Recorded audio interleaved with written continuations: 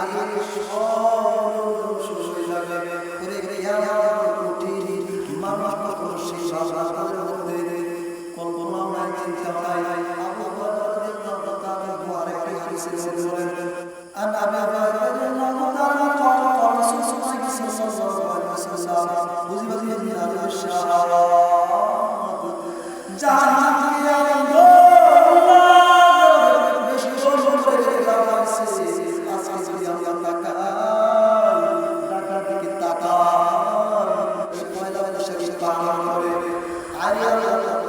রাসূল সাল্লাল্লাহু আলাইহি ওয়াসাল্লাম হাদিসের মাধ্যমে জানিয়ে দিয়েছে পরিশুদ্ধ ভালো করে কেন জান্নাত আলহামদুলিল্লাহ লাগাবো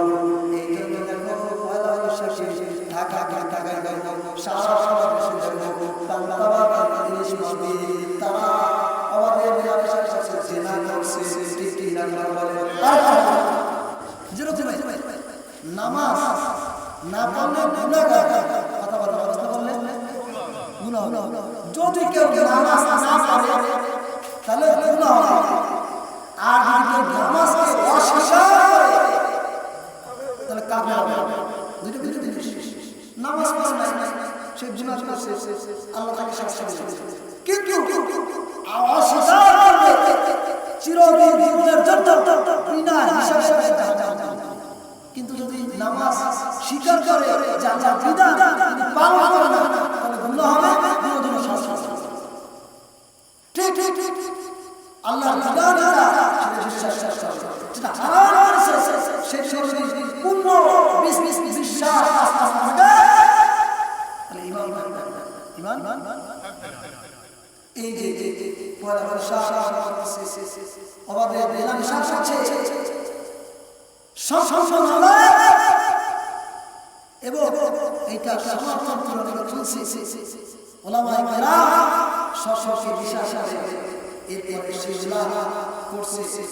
কিন্তু জানা আমাদের মধ্যে নাই আরে সাধারণ মানুষ গুনার কাজ করে আমরা জানি আমাদের মধ্যে তো সেই জায়গায় দুনিয়ার ভয়ে দুনিয়া চাকচিক্য ক্ষমতা ভয়ে আমরা তো জানেন না হারাম কাজের মধ্যে জড়িত রয়েছে ঠিক কিনা কথা বলেন আজকে ইতিহাস আসলে জন্ম থেকে শুরু করে আজ পর্যন্ত বেপরদা নারী সেইখানে কোন দুঃসাহস দেখায় না আজকে আমরা আলেমরা বেপরদা নারীকে নিয়ে বাইতুল মুকাররমের সামনে